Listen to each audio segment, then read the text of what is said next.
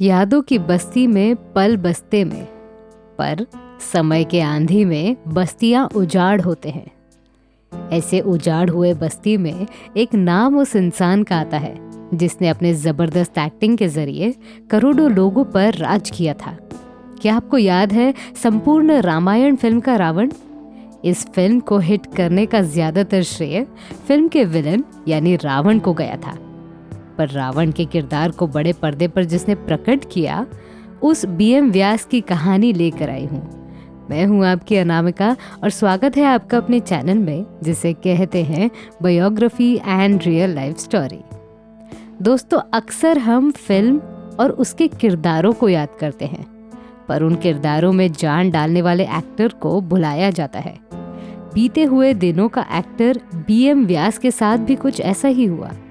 जब अंत समय आया तब फिल्मों के बड़े बड़े ठेकेदारों ने उनका नाम भी नहीं लिया। ऐसे में अगर बीएम व्यास को कोई कहता कि साहब कैसे हो आप, तब अपने अंदाज में व्यास साहब बोलते थे, जिंदा हूँ इस तरह कि जिए जा रहा हूँ मैं, जलता हुआ दिया हूँ, टिमटिमा रहा हूँ मैं। इन पंक्तियों के जरिए हमें एहसास होने लगता है कि किस तरह बीएम व्यास अपने अंतिम दिनों की राह देख रहे थे। तो कानर और कोचिन की सखावत से माला माल होकर लौटते वक्त इंसानियत भी भूल गया। उसकी जाबराना, वैश्याना, कातलाना हरकत के अरब और हिंदुस्तानी मल्ला जिंदा सबूत हैं, जिनके बेड़ों को उसने लूटा, पामाल किया।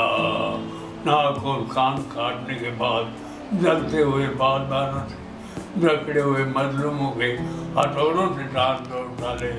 क्या तवारीख इतनी गवाह रहेगी? खास नौजवानों की वो नजर आए। खैर, कहानी की शुरुआत उनके शुरुआती दिनों से करते हैं।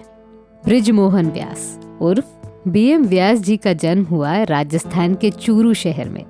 वो तारीख थी 22 अक्टूबर 1920। उनका परिवार साधारण प्रणाली का था। आपको जानकर आश्चर्य होगा, उनके बड़े भाई का नाम भारत व्यास है, जो अपने जमाने के प्रसिद्ध गीतकार थे, जो अधिकतर फिल्मों में सक्रिय थे।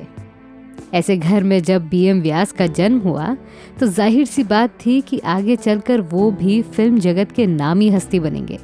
इसीलिए बीएम व्यास को बचपन से संगीत के प्रति लगाव था। कहा जाता है कि उन्होंने 14-15 साल के उम्र में दूसरों को देख देख कर संगीत का अभ्यास किया। घर में एक हारमोनियम हुआ करता था, जिसके मदद से उन्होंने खुद को संगीत के योग्य बनाया। साथ ही उनकी आवाज भी बहुत सुरीली थी। उस दौरान वो बीकानेर में रहते थे। वहां उनकी मुलाकात एक नेत्रहीन संगीतकार से हुई, जो उन्हें मुफ्त में अलग अलग प्रकार के संगीत सामग्री का उपयोग करने देते थे।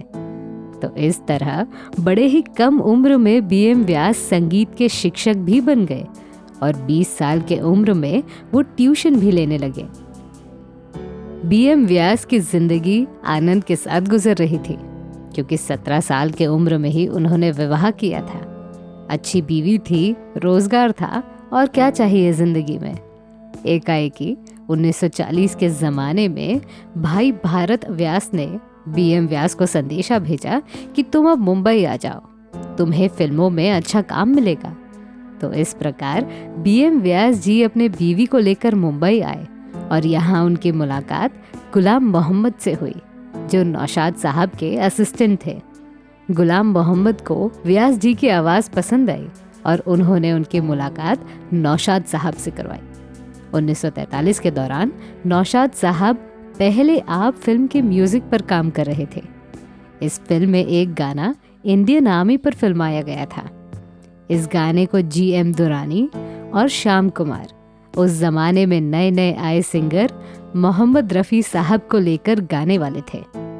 नौशाद साहब को बीएम व्यास की आवाज़ पसंद आई और उन्हें भी इस ग्रुप गायन में शामिल किया। आपको बता दूं कि इस गाने के रिकॉर्डिंग के वक्त रफ़ी साहब और बीएम व्यास ने आर्मी के वजनदार जूते पहने थे। वो इसलिए कि इस गाने को उन्हें प्रभावशाली बनाना था। तो इस तरह बीएम व्यास का फिल्मी सफर शुरू हुआ। कुछ दिन के बाद उनकी मुलाकात पृथ्वीराज कपूर से हुई।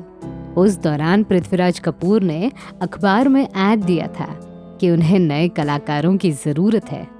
अखबार का कॉलम लेकर बीएम व्यास पृथ्वी थिएटर आए और कपूर साहब के सामने आकर खड़े हो गए।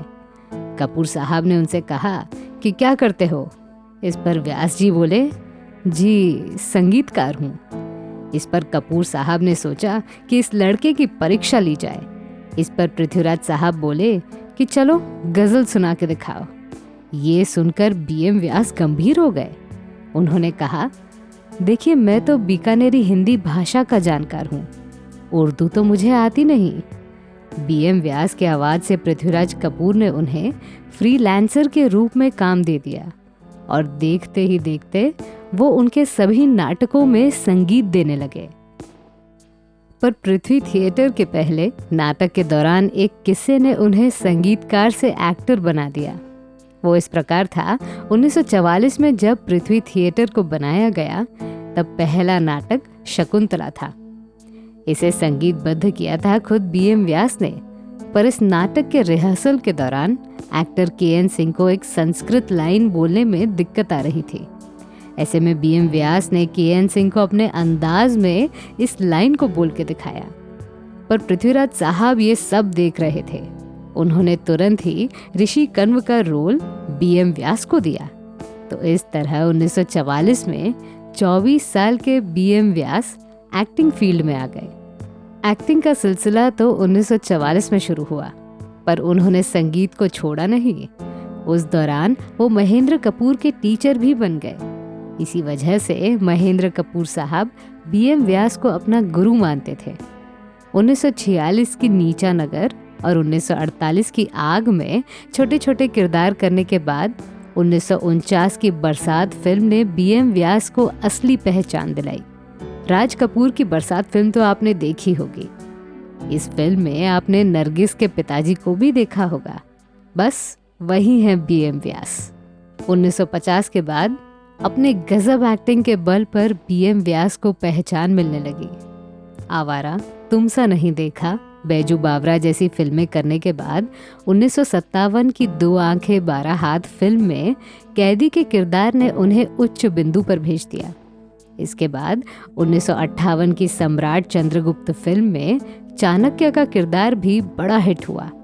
पर बाबू भाई मिस्त्री की फिल्म संपूर्ण रामायण में रावण का किरदार आज भी तारीफ के काबिल लगता है। इस फिल्म को 1961 में रिलीज किया गया था। अपने जीवन काल में लगभग 200 के करीब फिल्में करने के बाद 90 के दशक में उन्होंने एक्टिंग से संन्यास लिया और अपने परिवार के साथ खुशहाल जीवन जीने लगे। उन्हें 6 बेटियां और 1 बेटा है। शाहरुख खान अभिनीत 1995 की ओ डार्लिंग ये मेरा इंडिया उनकी आखिरी फिल्म साबित हुई। पर 90 के दशक के बाद आधुनिक फिल्मकारों ने उन्हें भुला दिया और वो काल के पर्दे के पीछे जाने लगे।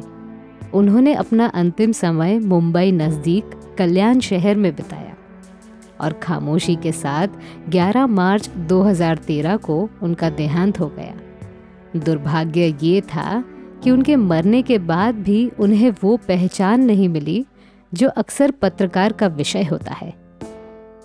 तो मैं थी आपकी अनामिका। मेरी सुनाई हुई कहानी आपको कैसी लगी ये हमें कमेंट सेक्शन में ज़रूर बताइएगा और हमारे channel biography and real life stories को सब्सक्राइब करना न भूलें। नमस्कार।